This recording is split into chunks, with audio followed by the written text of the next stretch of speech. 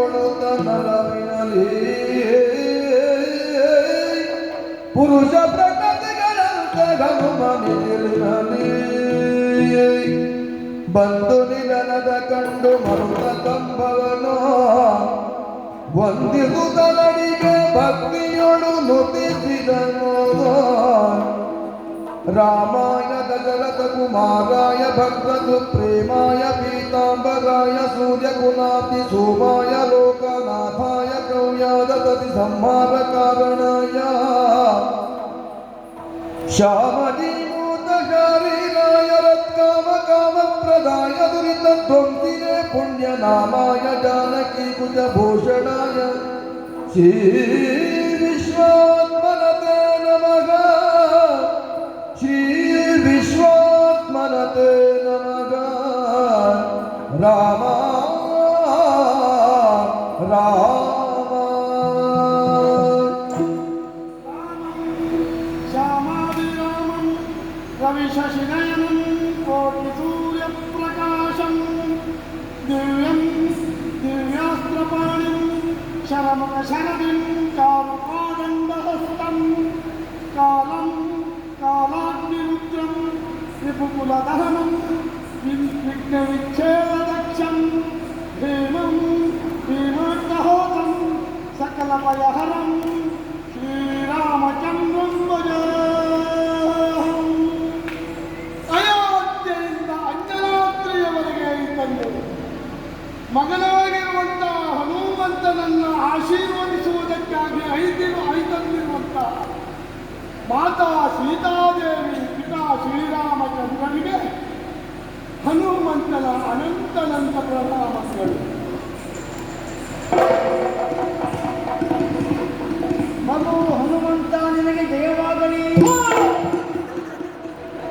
ಇಡೀ ಪ್ರಸಂಗ ಹಾಳು ಮಾಡಿಬಿಟ್ಟಿಲ್ಲ ಒಬ್ಬಳೇ. ಏನಾಯ್ತು ನಿಂಗೆ ಅರ್ಥ ಆಗುದಿಲ್ಲ? ನೀ ಯಾಕೆ ಆಶೀರ್ವಾದ ಮಾಡ್ತಾ ಹೇಳಿ? ಹೌದಾ, ಅಷ್ಟು ಭಕ್ತಿಯಿಂದ ನಮಸ್ಕಾರ ಮಾಡಿದ್ದಾನೆ. ನಿಮ್ಮ ಮುಖ ನೋಡಿ, ನೀವಂತೂ ಆಶೀರ್ವಾದ ಮಾಡುವ ಸಿದ್ಧತೆ ನಿಜವಾಗಿತ್ತು. ಹಾಗಾಗಿ ನಾನು ಆಶೀರ್ವಾದ ಮಾಡಿದೆ, ಗಂಡ ಆಶೀರ್ವಾದ ಮಾಡಿದ್ದೇನೆ, ಹೆಂಡತಿ ಆಶೀರ್ವಾದ ಮಾಡಿದ್ದೇನೆ. ಹಾಗಾಗಿ ಮಾಡಬೇಕು. ನಿನಗೆ ಅವನ ಆಶಯ ಅರ್ಥ ಆಗುವುದಿಲ್ಲ. ನಮ್ಗೆ ಈಗೂ ಹನುಮಂತನ ಮೇಲೆ ಸಿಗ್ತಿಲ್ಲ. ಹಾಂ ಹಾಂ ಮನೆ ಹೋಗು, ಆಯ್ತು ಹೋಗು, ಬನ್ನಿ. ಪ್ರಸಂಗ ಮುಗೀತಾ? ಇದು ಒಂದು ಶರಣಾಗಿದ್ದಾನೆ. ತಪ್ಪು ತಿಳ್ಕೊಂಡಿದ್ದೀಯಾನು. ಶರಣಾದದ್ದೇ ಆದರೆ ಅವನು ಯಾವ ಆತನಿಗೆ ರಕ್ಷಣೆ ಕೊಟ್ಟಿದ್ದಾನೋ ಅವನನ್ನು ತಂದು ಒಪ್ಪಿಸಬೇಕಿತ್ತು. ನಮ್ಗೆ ಅವನಲ್ಲಿರೋದು. ಆದ್ದರಿಂದ ಬಂದು ನಮ್ಮಲ್ಲಿ ಕೇಳಿಕೊಂಡ ಅವನನ್ನು ನಾವು ವಿಚಾರಿಸ್ತೇವೆ.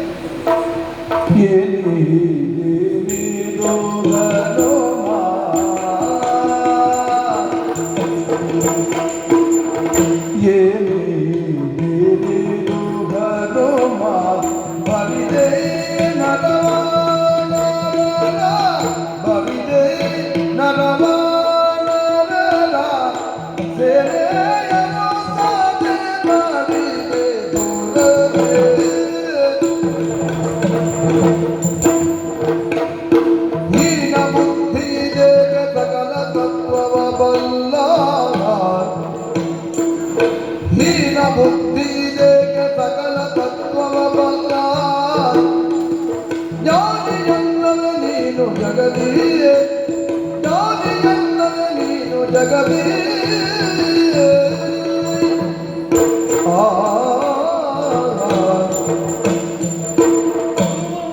ಭಗವಂತ ಮರದಿಂದ ಮರಕ್ಕೆ ಹಾರುವ ಒಂದು ಕೋತಿ ತಪ್ಪು ಮಾಡಿದರೆ ಆಕ್ಷೇಪ ಅಲ್ಲ. ನೀನು ಸಾಮಾನ್ಯ ಕೋತಿ ಅಲ್ಲ. ನೀನು ಪರಮಜ್ಞಾನಿಯು ಹೋಗು. ಸೂರ್ಯನಲ್ಲಿ ವ್ಯಾಕರಣ ಅಭ್ಯಾಸ ಮಾಡಿದವ ಬಲಾಢ್ಯನು ಹೋಗು. ಅಂತಹ ನೀನು ಈ ತಪ್ಪು ಮಾಡಬಹುದೇ? ಏನು ತಪ್ಪು ಮಾಡಿದ್ರು ಸ್ವಾಮಿ? ಲೋಕದಲ್ಲಿ ನಾವು ಕಾಣುವ ಸತ್ಯ ಯಾವುದು ಪ್ರಭು? ಮಂಗನನ್ನು ಕಂಡಾಗ ಮನುಷ್ಯ ಕಲ್ಲು ಹೊಡೆಯುತ್ತಾನೆ, ಮನುಷ್ಯನನ್ನು ಕಂಡಾಗ ಮಂಗ ಹಲ್ಲು ತಿರುಗುತ್ತದೆ, ಆ ಇಬ್ಬರನ್ನು ಕಂಡಾಗ ರಾಕ್ಷಸರು ಮುರಿದು ಮುಕ್ಕುತ್ತಾರೆ. ರಾಮನ ಆಡಳಿತದಲ್ಲಿ ಈ ಮೂವರು ಒಂದಾಗಿ ಬದುಕುತ್ತಾ ಇರುವ. ಹೌದು ಪ್ರಭು. ಹಾಗಿರುವಾಗ ಇಲ್ಲಿಯವರೆಗೆ ಬಂದಂತ ಅಯೋಧ್ಯೆಯ ಸೇನೆಯವರನ್ನ ಕಪಿ ಸೇನೆಯನ್ನು ಹಾ ರಕ್ಕಸ ಸೇನೆಯನ್ನು ಹಾ ಕೆಡೆ ಹಿಡಿಯಲ್ಲ ಹಾ ಯಾಕೆ ಈ ತಪ್ಪು ಮಾಡಿದ್ರೆ ಹೇಳು ಕರುಣವಾರಿದಿಯೇ ಆಗದುಂದನು ಕರುಣವಾರಿದಿಯೇ ಆಗದುಂದನು ಬರುತ್ತೆನ್ನ ಮಾತೆಯ ಬಡಿಗೆ ಬರುತ್ತೆನ್ನ ಮಾತೆಯ ಬಡಿಗೆ ಹರಣದಾನವ ಬೇಡಿ ಮೊದಲು ನಮಗೆ ಕೊಂಡು ಪರಿಗರುಗಿದ ಬೀದಿಯೊಳಗೆ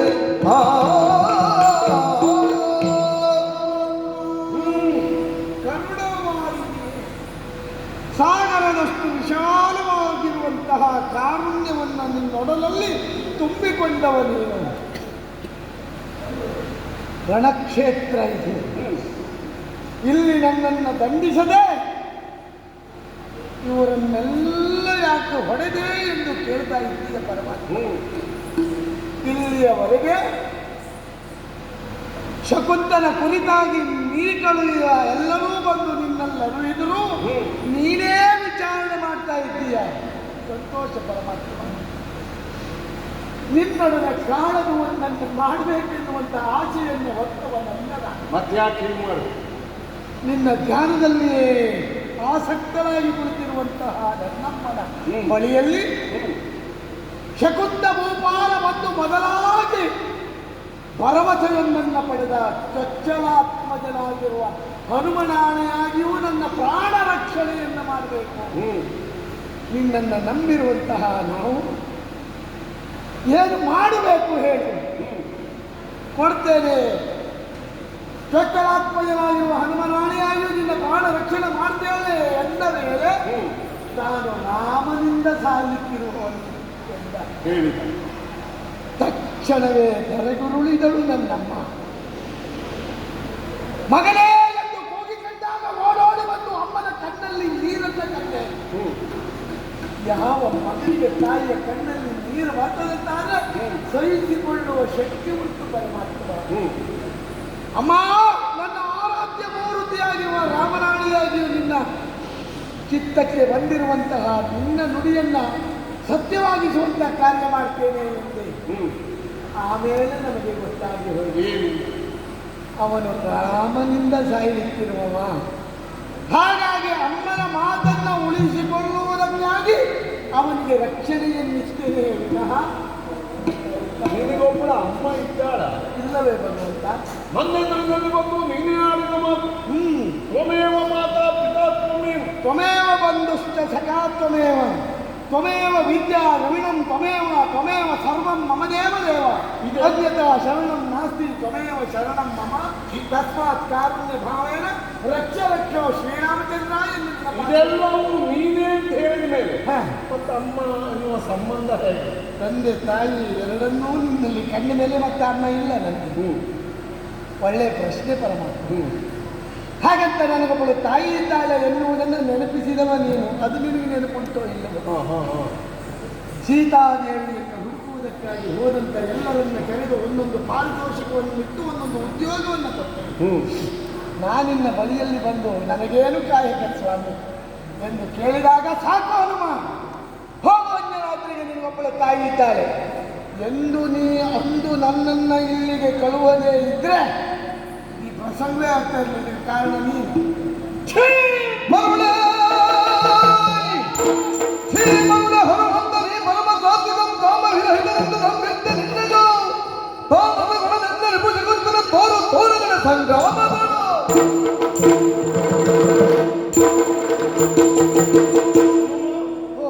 ನೀನೊಬ್ಬ ಸಾಮಾನ್ಯನಲ್ಲ, ಪರಮ ಸಾತ್ವಿಕ, ಕಾಮ ರಹಿತ ಇದ್ದವ. ಅಂತಹ ನೀನು ರಾಮ ವೈರಿ ಅಂತ ಗೊತ್ತಾದ ಮೇಲೆ ಅವನು ಬಂದು ತಿಳಿಸಬಾರ್ದು. ಹೇಗೆ ತಿಳಿಸುವುದು ಸ್ವಾಮಿ? ಕೊಲ್ಲುವವ ನೀನು, ನಿನ್ನ ವೈರಿ ಅವನು. ಅಮ್ಮನಿಗೆ ಕೊಟ್ಟ ಮಾತನ್ನು ಉಳುವುದಕ್ಕಾಗಿ ನಾನು ಅವನನ್ನು ರಕ್ಷಣೆ ಕೊಡಬೇಕೆ ವಿನಃ ನಿನಗೆ ಬಂದು ಹೇಳುವುದಲ್ಲ. ಮತ್ತೆ ಇಂತಹ ಪರಿಸ್ಥಿತಿ ಆಯಿತು ಅಂತ ಹೇಳಿ ಪ್ರಸಂಗ ಬಂದು ಮಾಡ್ತಿದ್ದೆ ಗೊತ್ತಾ ನೀನ? ಹೌದು, ಈಗ ಹೇಳ್ತೇನೆ, ಬಿಟ್ಕೊಡ್ತೀಯ ಅಲ್ವಾ? ಓಡದೇ ಇದ್ರೆ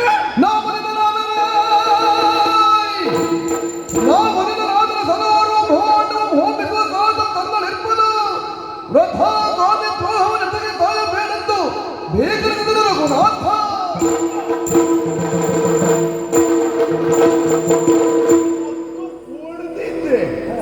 ಹೊಡೆದಿದ್ದೆ ಸಾಮಾನ್ಯದವ ಏನು ನಾ ಮುನಿದೇನಾದರೆ ಸರೋಹ ಬ್ರಹ್ಮಾಂಡವನ್ನ ಸುತ್ತುತ್ತೇನೆ.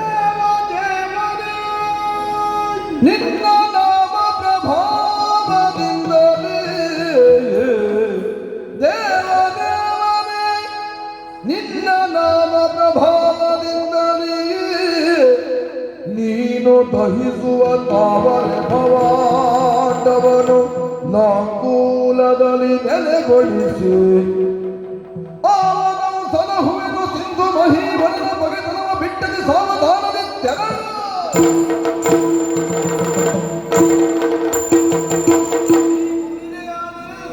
ಭವಾಂಡವನ್ನು ದಯಿಸ್ತೀಯ. ಗ್ರಹಿಸ್ತೇನೆ. ದೇವದೇವನೇ ನೀ ದಯಿಸುವ ತಾವರೆಯ ಭವಾಂಡವನ್ನ ನಿನ್ನ ನಾಮ ಪ್ರಭಾವದಿಂದಲೇ ಎನ್ನ ಲಾಂಗೂಲದಲ್ಲಿ ನೆಲೆಗೊಳಿಸಿ ಮಹೀಪತಿಯನ್ನ ಕಾಯುವೆ. ಆಯದ ನದಿಗಳು ರಾಘವನಾಯನ ರತ್ನಗಳು ಹನುಮನ ಕಾಯದಲ್ಲಿ ಚಾಂಡಿಲ್ಯ ಪತ್ರೆಗಳಾಗಿ ಮೆರೆಯುತ್ತಿರೇ. ತೋಯಗಾತನ ಪಡುಗಡಲ ಪರ್ಯಾಯದಿ ಉಪಗುವುದನ್ನು ಕಂಡ ವಾಯುಸುತಾಗ ಶ್ರೀರಾಮಗಿಂದನು ಪಚಾರಿಸುತ್ತ ಹೋಯಿತು ಹೊತ್ತದೋ ನೋಡು ಶ್ರೀರಾಮ.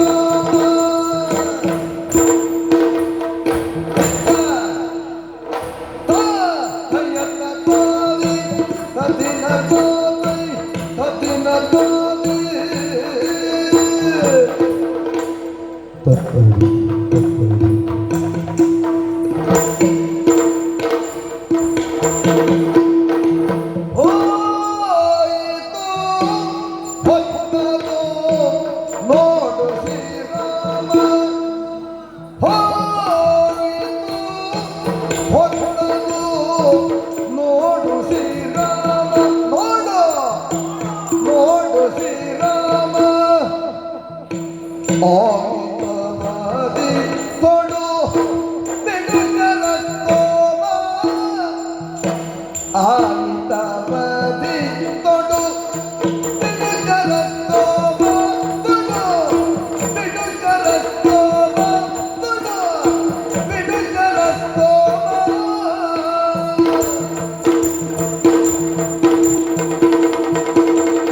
ಹೋಗಿತು ಹೊತ್ತದು ನೋಡು ಶ್ರೀರಾಮ.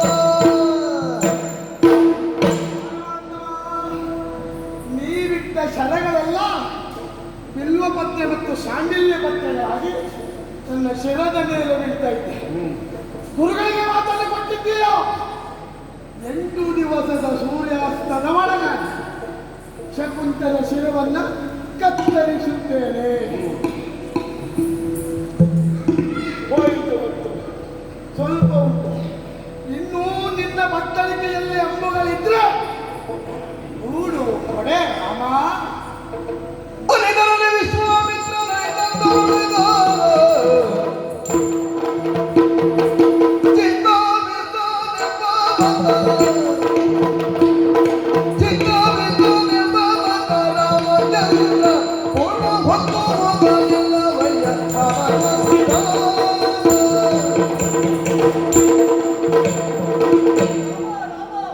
ಚಿಂತೆ ಮಾಡಬೇಕು ಅಂತ ಗೊತ್ತೇ ಇಲ್ಲ. ಇದಾರಿಂದ ಗುರುಗಳು ನಾನಿದ್ದೇನೆ. ಹಾಗಾಗಿ ನೀನು ಸೋಲುವುದಕ್ಕೆ ಯಾವ ಕಾಲಕ್ಕೂ ಬಿಡುವುದಿಲ್ಲ. ಅಲ್ಲ, ಚಿಂತೆ ಮಾಡುವುದಲ್ಲ, ಚಿಂತೆ ಇರುವುದೇ ಇಲ್ಲ.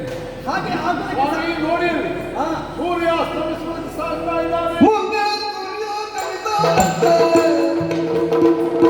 ಮುಂದೆ ಸೂರ್ಯ ಕವಿದಂತೆ ರಾಮಚಂದ್ರ ನಾದಿಪ್ಪತ್ತವನು ಮುಂದೆ ನೋಡು ರಾಮಚಂದ್ರ. ಈಗಾಗ ದಿಗಂತದಲ್ಲಿ ಧಾವಂತದಿಂದ ಸಾಗ್ತಾ ಇದ್ದಾನೆ ಸೂರ್ಯ. ಹಾಗಂತ ಅವನು ಸಾಗದ ಇದ್ದ ಹಾಗೆ ಮಾಡುವುದಕ್ಕೆ ನನಗೆ ಗೊತ್ತುಂಟು. ಈಗಾಗ ಅದೆಷ್ಟೋ ಕಾಲ ತಪಸ್ಸನ್ನು ಆಚರಿಸಿದ್ದೇನೆ. ಅಥವಾ ನನ್ನ ಮಂತ್ರ ಶಕ್ತಿಯಿಂದಾಗಿ ಆ ಸೂರ್ಯನನ್ನು ದಿಗ್ಬಂಧನ ಮಾಡಿದ್ದೇನೆ.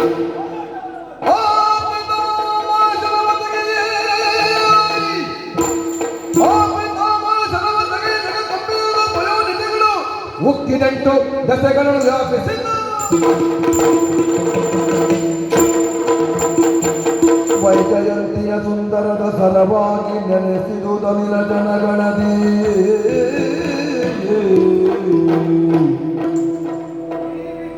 ಹೋಗಿ ಸರಾಯ್ತು ಶರಣಾಗಿ ಸರಾಯ್ತು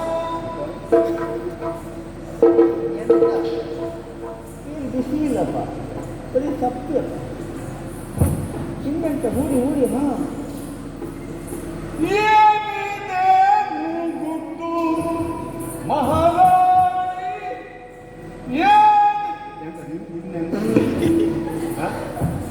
ತಾಯಿ ಮಗಂದು ಏನದು ಏನಾಯ್ತು ನಿಮಗೆ ನೋಡು ಓ ರಾಮ ಬಾಣಕ್ಕೆ ಹುಸಿ ಆಗತ್ತಿಲ್ಲ ತೊಟ್ಟೆ ಒಂದಸ್ತ್ರ ಬಿಲ್ವ ಪತ್ರೆಯಾಗಿ ಅವನ ತಲೆಯ ಮೇಲೆ ಬಿತ್ತು ಆಮೇಲೆ ಆ ಪಿತಾಮಹ ಶರವ ಬ್ರಹ್ಮಾಸ್ತ್ರ ಪ್ರಯೋಗಿಸಿದೆ ಅದು ಅವನ ಕೊರಳಿಗೆ ಹಾರಾಯಿತು ಅವನು ಹೇಳುದು ನೋಡಿದ್ರೆ ಸರ ಹೋಗಿ ಸರ ಹೋಗಿ ಅಲ್ಲ ಹಾರ ಹೋಗಿ ಸರ ಹೋಗಿ ಸರ ಆಯ್ತು. ಹೌದು ಇಷ್ಟೆಲ್ಲ ಹೀಯಾಳಿಸ್ತಾನಲ್ಲ ನಾ ಕೇಳುದು ನಿಮ್ಮೊಳಗೆ ಗುಪ್ತೆ ಅಂತ ಉಂಟು. ಸ್ವಾಮಿ ಗುಚ್ಚಂಥದ್ದು ಇಲ್ಲ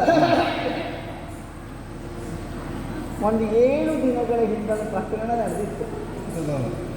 ನಾನು ಒಬ್ಬಳೇ ಇರುವ ಕಾಲಕ್ಕೆ ಅಂಜನಾದೇವಿ ಬಂದು ನಿಮ್ಮ ತಾಯಿ ನನ್ನನ್ನು ಕಾಣುವುದಕ್ಕೆ ಹ್ಮ್ ಬರಿಗೈಲಿ ಬರಲಿಲ್ಲ. ಬರುವಾಗ ಹೂವು ಹಣ್ಣು ಎಲ್ಲ ಹಿಡ್ಕೊಂಡೇ ಬಂದು. ಅರ್ಶಿನ ಕುಂಕುಮ ಹೌದು ಈ ನವರಾತ್ರಿ ಬಂದಾಗೆ ಅಷ್ಟೇ ಅಲ್ಲ, ಬಂದವಳು ಕಾಲ ಬಳಿಯಲ್ಲಿ ಎಲ್ಲ ಇಟ್ಟು ದೇವಿ ಅಂತ ನಮಸ್ಕಾರ ಮಾಡಿದ್ರು. ಏನಾಗಬೇಕು ಹೇಳು ಅಂತ ಹೇಳಿದ. ಆಮೇಲೆ ಅವಳು ಹೇಳಿದ್ರು, ನನ್ನ ಆಸೆ ನಿಮಗೆ ಈಡೇರಿಸಿಕೊಡ್ತೇನೆ, ಭರವಸೆ ಕೊಡ್ತೇನೆ ಹೇಳು. ಎಲ್ಲಿಯಾದರೂ ಮುಂದೆ ಪ್ರಭು ರಾಮನಿಗೂ ಮತ್ತು ಮಗ ಹನುಮಂತನಿಗೆ ಯುದ್ಧ ಆಯಿತು ಅಂತಾದರೆ ರಾಮಚಂದ್ರ ಬಿಡುವಂತ ಮಾರ್ಗಣಗಳು ನನ್ನ ಮಗನ ತಲೆಯ ಮೇಲೆ ಶಾಂಡಿಲ್ಯ ಪತ್ರೆಗಳಾಗಿ ಬಿಲ್ವದಳೆಗಳಾಗಿ ಬೀಳಬೇಕು ಅಂತ ಮೊದಲನೇ ವರ ಕೇಳಿದ್ರು. ಒಂದನೇ ಹೌದು, ಎರಡನೇದು ಒಂದೇ ಕೇಳಿದ್ದೆ ಹಾ. ತಥಾಸ್ತು ಅಂದೆ. ದೇವಿ ಪ್ರತ್ಯಕ್ಷ ಆಗೇ ಬಿಟ್ಟು ದೇವಿ ಅಲ್ವಾ, ಅಷ್ಟಕ್ಕೆ ಮುಗಿಲಿಲ್ಲ. ಎರಡನೇ ವರ ಮತ್ತೆ ಕೇಳಿದ್ರು. ಪ್ರಭು ಎಲ್ಲಿಯಾದರೂ ಮುಗಿದು ಬ್ರಹ್ಮಾಸ್ತ್ರವನ್ನು ಪ್ರಯೋಗ ಮಾಡಿದ್ದೆ ಆದರೆ ಆ ಬ್ರಹ್ಮಾಸ್ತ್ರ ನನ್ನ ಮಗನ ಕೊರಳಲ್ಲಿ ಒಯ್ದೆಯಂತೆ ಹಾರವಾಗಿ ಕಾಣಬೇಕು ಅಂತ ಹೇಳಿದ್ರು. ತಥಾ ದೇವಿ ಅಲ್ವಾ. ಇದು ಹಾಗಾದ್ರೆ ಇಷ್ಟೊತ್ತು ಮಾಡಿದ್ರೆ ದೇವಿ ಮಾತನೇ ಅಲ್ವಾ?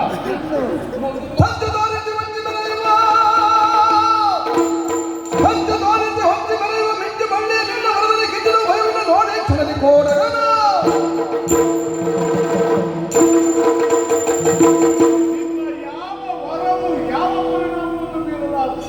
ಇದು ಗುರಿ ಅಸ್ತವಲ್ಲ.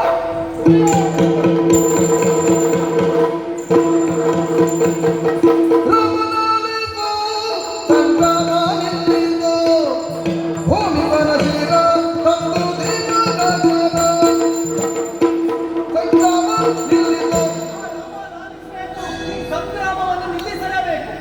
ಯಾಕಂತ ಹೇಳಿದ್ರೆ ನಾರಾಯಣಾಸ್ತ್ರವನ್ನು ಬಿಟ್ಟೆ ಅಂತಂದ್ರೆ ಪ್ರಪಂಚದ ಪ್ರಳಯ ಆಗಿ ಹೋಗ್ತದೆ. ಹಾಗೆ ನಮ್ಮ ವೈರಿ ಸಾಗಿದ್ರು. ಅದು ಹಾಗಾಗಿ ನಾನು ತಿಳಿದುಕೊಂಡ್ಯಾ? ಅದು ನೋಡಲ್ಲಿ ನೋಡು ತಲೆಯನು ಶಾಂತ ಮಾಡು ಕಥೆಯನು, ನೋಡು ತಲೆಯನು ಶಾಂತ ಮಾಡು ಕಥೆಯನು, ರೂಢಿಯನ್ನು ಲಯ ಪಡಿದ